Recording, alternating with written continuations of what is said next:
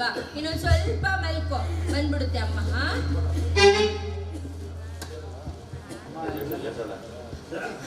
ರಾಣಿ ಅಲ್ಲಿ ನೋಡು, ಅಮ್ಮ ಬಂದ್ರು. ಅಣ್ಣ ಅಮ್ಮ ಬಂದ್ರು. ಅಮ್ಮ ಬಂದ್ರೆ ಅಮ್ಮ ಎಲ್ಲಮ್ಮ ಹೋಗ್ಬಿಟ್ಟಿದ್ದೆ. ಹಸಿ ಹಸಿ ಅಂತ ಹೇಳ್ತಾ ಇದ್ಲು. ನಾವು ತಂದಿದ್ ಊಟನೂ ತಿನ್ನಾಕ್ ಬಿಟ್ಟಿಲ್ಲ, ಅದನ್ನು ನೆಲಕ್ಕೆ ಚೆಲ್ಬಿಟ್ಟು ಹೊರಟೋಗ್ಬಿಟ್ಟಿಲ್ಲ. ಮತ್ತೆ ಇನ್ಯಾವತ್ತು ಹಸು ಅನ್ನೋ ಮಾತು ತೆಗಿಬಾರ್ದಲ್ವಮ್ಮ, ಅದಕ್ಕೋಸ್ಕರ ಅನ್ನ ತರಕ್ ಹೋಗಿದ್ದೆ. ನೋಡಿ, ಇನ್ಮೇಲೆ ನೀವ್ಯಾರು ಹಸು ಅನ್ನೋ ಮಾತೆ ಬರಲ್ಲ. ಹೊಟ್ಟೆ ತುಂಬಾ ಅನ್ನ ಇರುತ್ತೆ. ಹಸು ಅಂತ ಒಂದು ದಿವಸನೂ ಕೇಳಲ್ಲ. ಅಮ್ಮ ಹಸು ನನ್ನ ಬೇಕು, ಗಂಜಿ ಬೇಡ ಅಂತ ಯಾವತ್ತು ನನ್ನ ರಾಣಿ ಹೇಳಲ್ಲ. ಅಮ್ಮ ನಮ್ಮ ಕಷ್ಟ ಎಲ್ಲ ತೀರೋಯ್ತು ಕಣಮ್ಮ. ಇನ್ಮೇಲೆ ನೆಮ್ಮದಿ ಕಣ್ಮುಚ್ಚೋದೊಂದೇ ಬಾಕಿ. ಏನಮ್ಮ ಹೇಳ್ತಿದ್ಯಾ? ಅದು ಏನಿಲ್ಲ, ನೆಮ್ಮದಿಗೆ ಎಲ್ಲರೂ ಕುತ್ಕೊಂಡು ಊಟ ಮಾಡೋಣ. ಅಮ್ಮ ತಟ್ಟೆ ತುಂಬಾ ಊಟ ತೆಗೆಗಳ ಬನ್ನಿ, ಎಲ್ಲರೂ ಹೊಟ್ಟೆ ಕುತ್ಕೊಂಡು ಊಟ ಮಾಡೋಣ. ಬನ್ನಿ ಅಮ್ಮ, ಕುತ್ಕೋಣ.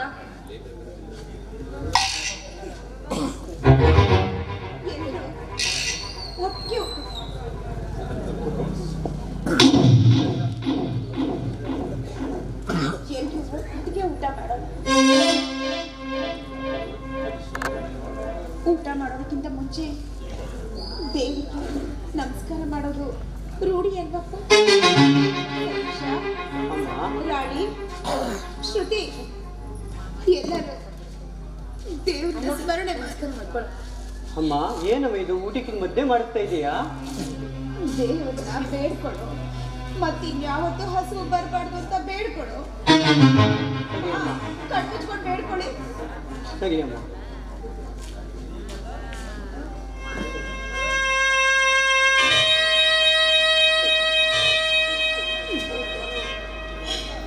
ಹೆತ್ತ ಮಕ್ಕಳಿಗೆ ಅನ್ನ ಹಾಕಕ್ಕಾಗದೆ ಅನ್ನದಲ್ಲಿ ವಿಷ ಬೆರೆಸ್ತಿದ್ದೇನೆ.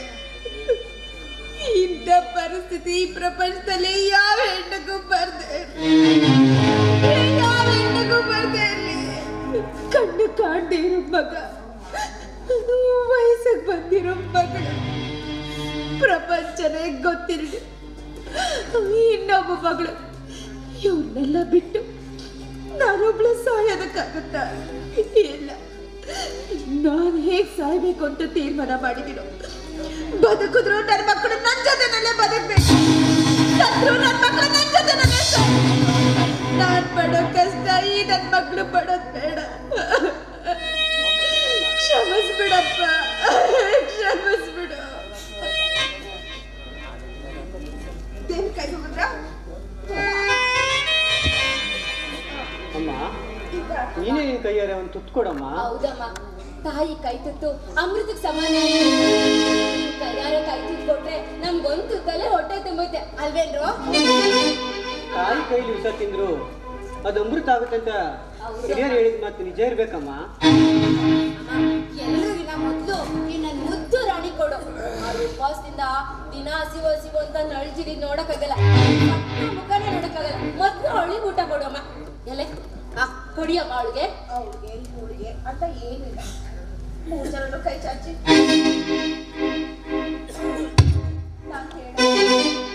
ಯಾರು ಮತ್ತೆ ಅಮ್ಮ ನೀನು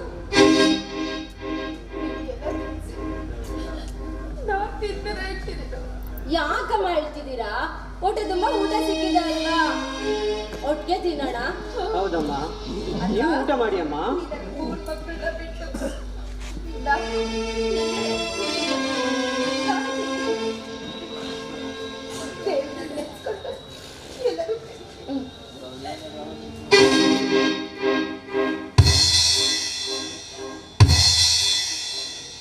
ಅಮ್ಮ ತುಂಬಾ ಚೆನ್ನಾಗಿದೆ, ಇನ್ನೊಂದ್ ಸ್ವಲ್ಪ ಕೊಡು. ಅಮ್ಮ ಇನ್ನೊಂದು ತುತ್ತು ಕೊಡಮ್ಮ.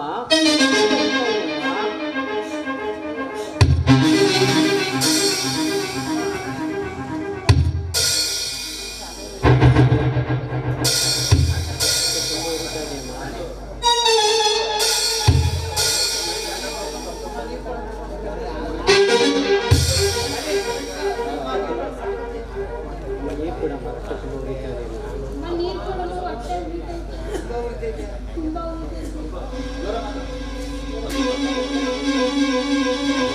ಏನಾಗ್ತಿದೆ ರಾಣಿ? ಏನಾಗ್ತಿದೆ? ಚಂದ, ಈ ಕಣ್ಣು ಕಾಣದ ಅಂದ ಅಣ್ಣನಿಗೆ ಹುಟ್ಟಿದ ತಪ್ಪಿಗೆ ಈ ಶಿಕ್ಷೆ ನಿಂಗಮ್ಮ.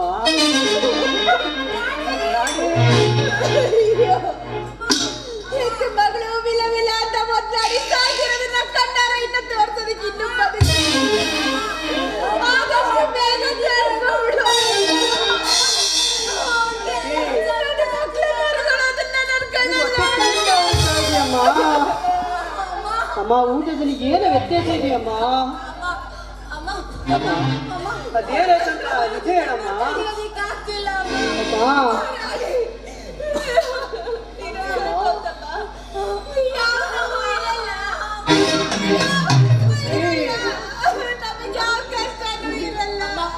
ಅಮ್ಮ, ಏನಮ್ಮ ಮಾಡ್ತೇನೆ? ಏನ್ ಮಾಡ್ದೆ ಅಂತ ನಿಜ ಹೇಳಮ್ಮ.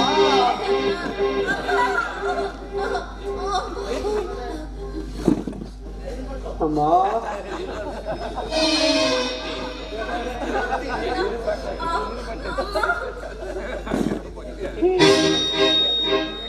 ತುಂಬಾ ಉರಿತಾ ಇದೆಯಮ್ಮ.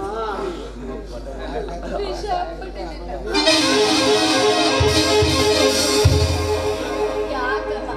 ಯಾಕಮ್ಮ ಇಂಥ ಕೆಲಸ ಮಾಡಿದೆ? ಯಾಕಮ್ಮ ಇಂಥ ಕೆಲಸ ಮಾಡ್ದೆ? ಬಾಯ್ ಬಿಟ್ಟು ಮಕ್ಕಳ ವಿಷ ತಿಂದ್ರು ಅಂತಿದ್ರೆ ನೀವು ಕೊಡೋ ಹಾಲ ಹಾಲಲ್ಲಿ ಸಂತೋಷದಿಂದ ಸಾಯ್ತಿದ್ವಲ್ಲ ಮತ್ತಿದ್ದು. ನೀನು ನಗ್ಲಾಗ್ತಾ ಚೆನ್ನಾಗಿರ್ಬೇಕಮ್ಮ. ಅಣ್ಣ ಅಯ್ಯೋ,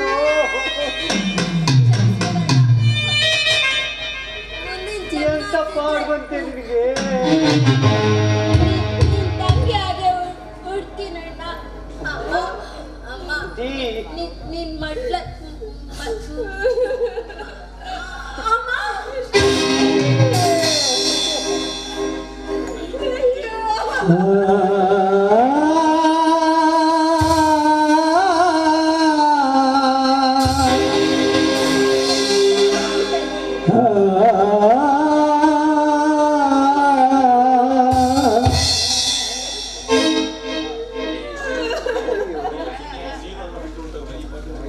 ಈ ಪಾಪಿ ಸಹವಾಸ ಬೇಡ ಎಂದು ನೀನು ಹೊರಟು ಹೋದೆ. ಅಮ್ಮ, ತಾಳಲಾರನಮ್ಮ. ತಂಗಿ ಮರಣದ ನೋವನ್ನು ತಾಳಲಾರನು. ಅಮ್ಮ, ನನಗೂ ಹೊಟ್ಟೆ ತುಂಬಾ ಉರಿತಾ ಇದೆ. ಅಮ್ಮ, ಸ್ವಲ್ಪ ಹೊತ್ತು ಕಟ್ಟ ಕುರಿ ಎಲ್ಲ ಕಮ್ಮಿ ಆಗುತ್ತೆ, ಎಲ್ಲ ಕಡಿಯುತ್ತೆ. ನಾವೆಲ್ಲ ಒಟ್ಟಿಗೆ ದೇವ್ರ ಹತ್ರ ಹೋಗ್ಬೋದು.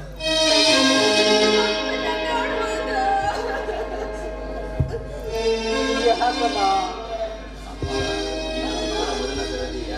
ಅಮ್ಮ, ಈಗ ನಮ್ಮಿಬ್ಬರಲ್ಲಿ ಮೊದಲ ಸರದಿ ಯಾರಾಗ್ಬೋದಮ್ಮ? ಯಾಕೆಂದ್ರೆ ನಾವು ಸಾಯುವಾಗ ಕೊನೆಯಲ್ಲಿ ಯಾರು ಅನಾಥರಾಗಿ ಸಾಯಬಾರದಂತ ನಮ್ಮ ಜೀವ ನಾಯಿಗೆ ಬೀದಿ ಪಾಲಾಗಬಾರ್ದಮ್ಮ. ಅದಕ್ಕೆಮ್ಮ ಯಾರಾಗ್ಬೋದಮ್ಮ ನಮ್ಮಿಬ್ಬರಲ್ಲಿ ಸರದಿ? ಸರಿ, ನಾನೇ ಅಂತ ಕಾಣಿಸುತ್ತೆ ಕಣ. ಸತೀಶ, ಅಮ್ಮ, ತಾಯಿನ ಕ್ಷಮಿಸ್ಬಿಡಪ್ಪ. ಅಮ್ಮ, ಮಕ್ಕಳ ನೋವಿಗೆ ಅಯ್ಯೋ ಎನ್ನದ ತಾಯಿಯ ಕರುಳಿಲ್ಲ. ತಾಯಿಯ ನೋವನ್ನು ಅರಿಯುವ ಕಂದ ಇನ್ನೂ ಹುಟ್ಟಿಲ್ಲ. ಇನ್ನೂ ಹುಟ್ಟಿಲ್ಲ.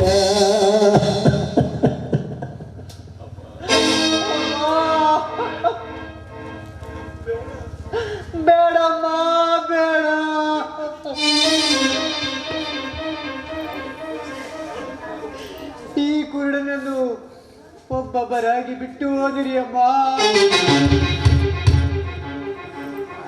ದೇವಾ, ಈ ಪಾಪಿ ಬಿಕಾರಿ ಮಾಡಿ ಒಬ್ಬೊಬ್ಬರಾಗಿ ಹೊರಟು ಹೋದಿರಿ ಅಮ್ಮ. ಎಂತ ಜೀವ ಒಬ್ಬ ಇದು.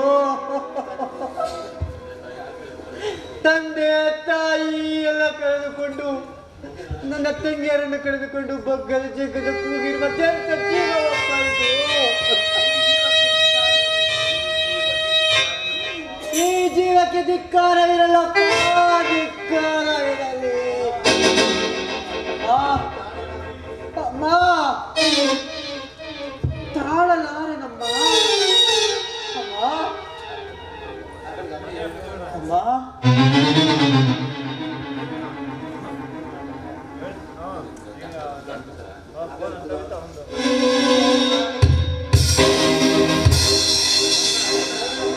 ಆ